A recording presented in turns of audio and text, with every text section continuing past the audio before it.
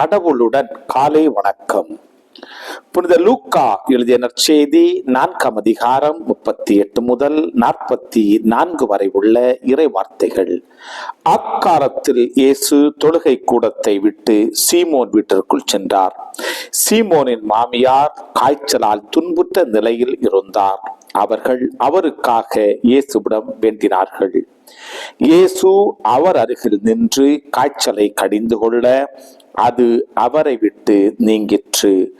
உடனே அவர் எழுந்து அவர்களுக்காக பணிவிடை செய்தார். கதிரவன் மறையும் நேரத்தில் எல்லோரும் தங்களிடையே பற்பல பிணிகளால் நலம் குன்றி இருந்தோரை அவரிடம் கூட்டி வந்தார்கள். அவர் ஒவ்வொருவர் மேலும் தம் கைகளை வைத்து அவர்களை குணமாக்கினார். பேய்களும் நீர் இறைமகன் என்று கத்திக்கொண்டே பலரிடமிருந்து வெளியேறின. அவர் மெசியா என்று பேய்கள் அறிந்திருந்தபடியால் அவர் அவற்றை அதட்டி பேச விடாமல் தடுத்தார். பொழுது விடியும் வேளையில் இயேசு தனிமையான ஒரு இடத்திற்கு புறப்பட்டு சென்றார். திரளான மக்கள் அவரை தேடிச் சென்றனர். அவரிடம் வந்து சேர்ந்ததும் தங்களை விட்டு போகாதவாறு அவரை தடுத்து நிறுத்த பார்த்தனர்.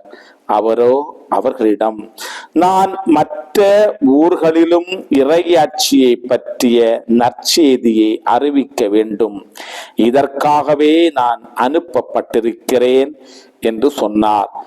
பின்பு அவர் யூதேயாவில் உள்ள தொழுகை கூடங்களில் நற்செய்தியை பறைசாற்றி வந்தார். கிறிஸ்துவின் நற்செய்தி. இந்த நாள் இனிய நாளாக அமைய வாழ்த்துக்கள். பல பல பல புதுமைகள் பெருமைகள் இனிமைகள் இறங்கிய நல்ல நாள், ஒரு நல்ல நாள், நம் தேவன் தந்த நாள். இது நல்ல நாள், ஒரு நல்ல நாள், நம் தேவன் தந்த